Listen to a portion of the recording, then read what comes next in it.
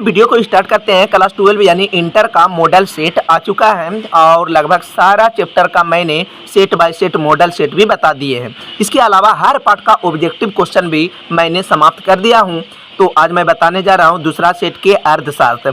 1, 3, 4, 5 अध्याय मैं बता दिए हैं, यानी सेट 1, 3, 4, 5 का सेट बता चुके हैं।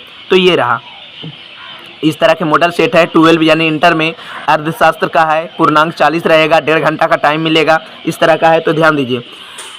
आदर्श अर्थशास्त्र के संबंध में क्या सही है, तो इसका आंसर हो जाएगा आदर्शक अर्थशास्त्र का कार्य परामर्श देना है। किसी अर्थशास्त्र में केंद्रीय समस्याओं का समाधान बाजार शक्तियों द्वारा होता है, तो हो जाएगा पूंजीवादी अर्थव्यवस्था।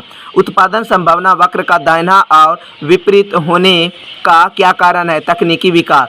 एक किसान 100 टन धान उत्पादन करने के लिए 120 कुंटल गेहूं के उत्पादन त्याग कर देता है, तो धान उत्पादन के लिए अवसर लागत क्या हो जाएगा, 120 कुंटल गेहूं। तो चलिए फास्ट थोड़ा बता रहे हैं, ठीक है, नहीं तो वीडियो काफ़ी बड़ा हो जाएगा। एक विवेकशील उपभोक्ता के लिए दो वस्तुओं यानी रसगुल्ला और गुलाब जामुन की तुलना करना है, तो क्या हो जाएगा, यानी कि सी बड़ा है ए से, ए बड़ा है यानी कि क्या हो जाएगा बी से। निम्नलिखित में से किसका अध्ययन समष्टि अर्थशास्त्र के अंतर्गत आता है, सामान्य कीमत स्तर का निर्धारण। उसके बाद हो जाएगा किसी वस्तु के उपभोग में एक अतिरिक्त इकाई से परिवर्तन करने का कुल उपयोगिता में होने वाले परिवर्तन को क्या कहते हैं, सीमांत उपयोगिता। कुल उपयोगिता अधिकतम होगी जब सीमांत उपयोगिता का मान 0 होगा। उदासीनता वक्र के संबंध में कौन सा कथन गलती है, मतलब ये तीनों जो है सही है, ये वाला जो है गलती है, ठीक है। यदि किसी वस्तु की कीमत 4% की वृद्धि है तो उसकी मांग 8% की कमी होती है, तो मांग की कीमत लोच में क्या होगा, तो 2 हो जाएगा। एक बजट रेखा अपनी दाहिने और विपरीत होगी जब उपभोक्ता की आय में वृद्धि होगी। इसके बाद है, थोड़ा शाम हो रहा है, ठीक है, वीडियो नहीं तो अंधेरा हो जाएगा। निम्न रेखा चित्र में मांग रेखा ए बी के बिंदु जी पर मांग की लोच क्या होगी, तो 1 से कम होगा। आपको इस चैनल पर सारा सब्जेक्ट का यानी इंटर का सारा का मिल जाएगा, इसलिए बोल रहे हैं ये चैनल को आप सब्सक्राइब करके घंटी दबाने ना भूलें, नहीं तो ये चैनल आपके हाथ से निकल जाएंगे, क्योंकि एजुकेशन से रिलेटेड चैनल है। अब आपका इच्छा सब्सक्राइब करें या ना करें, लेकिन जरूर अच्छी तरीक़ा से मेरे चैनल से भाई पढ़ें। उदासीनता वक्र विश्लेषण से एक उपभोक्ता संतुलन की शर्त क्या है, तीनों होगा, तीनों यानी कि इनमें से सभी। यदि उपभोक्ता की आय में वृद्धि 1 है तो मांग में कमी, मांग कम हो जाती है तो वस्तु 1 होगी, यानी कि घटिया वस्तु। निम्नलिखित में से दो वस्तुओं में कौन सा संयोग पूरक वस्तुओं का संयोग है, चाय और चीनी। इसके बाद हो जाएगा किसी वस्तु का उत्पादन मात्रा और उत्पत्ति के साधनों के बीच भौतिक संबंध को क्या कहते हैं, उत्पादन फलन।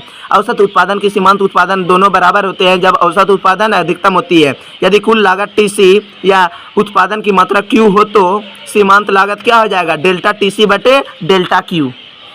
तो ध्यान दीजिए। इसके बाद है पैमाने का प्रतिफल संबंध क्या है, दीर्घकाल से किसी काल के उत्पादन में साधनों के स्थिर परिवर्तन के साधनों में विभक्त किया जाता है, क्या हो जाएगा, अल्पकाल। परिवर्तनशील अनुपातों के नियम के अनुसार विवेकशील उत्पादक उत्पादन के किस स्तर उत्पादन करना चाहता है, तो हो जाएगा 2।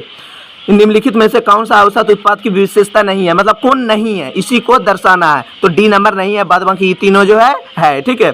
जब सीमांत उत्पाद औसत उत्पाद से कम होती है तब औसत उत्पाद में क्या होगी, कमी होती है। यदि उत्पत्ति के सभी साधनों को दुगुना करने पर उत्पादन में 3 गुना की वृद्धि हो तो क्या कहा जाता है, पैमाने का वृद्धिमान प्रतिफल। उत्पादन के सापेक्ष कुल आगमन में परिवर्तन की दर क्या कहलाती है, सीमांत आगमन।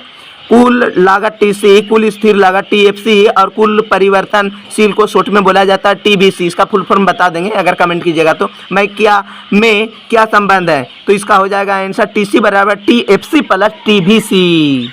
उसके बाद है, आप देख सकते हैं जब किसी वस्तु की मांग तथा पूर्ति समान दर से वृद्धि हो तो संतुलन क्या हो जाएगा, कोई परिवर्तन नहीं होगी। कोई वस्तु की मांग D तथा पूर्ति S हो तो मांग अधिक स्थिति का दर्शाया जाता है, A तथा B दोनों। किसी वस्तु के मांग की तुलना में पूर्ति में अधिक वृद्धि होने की मात्रा क्या कहलाती है, वृद्धि होने से साम्य मात्रा में क्या होती है, वृद्धि होगी। किसी वस्तु की कीमत 5% की वृद्धि करने पर से उसकी पूर्ति की मात्रा 4% की वृद्धि हो जाती है, तो पूर्ति की कीमत लोच का मान क्या होगा, 0.8। मुक्त प्रवेश और निकास की स्थिति में मांग में वृद्धि का बाजार संतुलन पर क्या प्रभाव होगा, साम्य कीमत और मात्रा दोनों में वृद्धि होगा। मांग अधिक की स्थिति में साम्य कीमत में क्या होगी, हमेशा वृद्धि होती है। एक पूर्ण प्रतियोगिता फर्म के लिए अल्पकालीन पूर्ति वक्र को क्या कहते हैं? न्यूनतम एबीसी से ऊपर एसएमसी का बढ़ता भाग।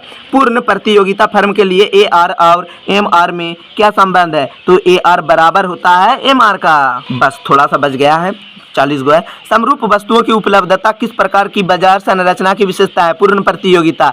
टीआर को, जिसे कुल आगम कहा जाता है, वक्र की ढाल को क्या कहा जाता है? तो आप देख सकते हैं इसका आंसर हो जाएगा एमआर। किस प्रकार की बाजार संरचना कीमत सीमांत लागत से अधिक होता है? एकाधिकार। जब सीमांत आगम का मान 0 होती है यानी 0 होती है, तब वस्तु की मांग की कीमत लोच का मान क्या हो जाता है? उसका मान यानी कि 1 हो जाता है। ठीक है, इसके बाद हो जाता है एकाधिकार के अंतर्गत ए आर वक्र और एम आर वक्र में क्या संबंध है? हमेशा ए आर बड़ा होता है एम आर से। एक ये हिसाब है। ठीक है, इसका आंसर आपको हम बता देते हैं 6 होगा। तो चैनल को अभी तक सब्सक्राइब नहीं किए हैं तो सब्सक्राइब करने मत ही भूलें। अब आपका इच्छा वाली बात है भाई।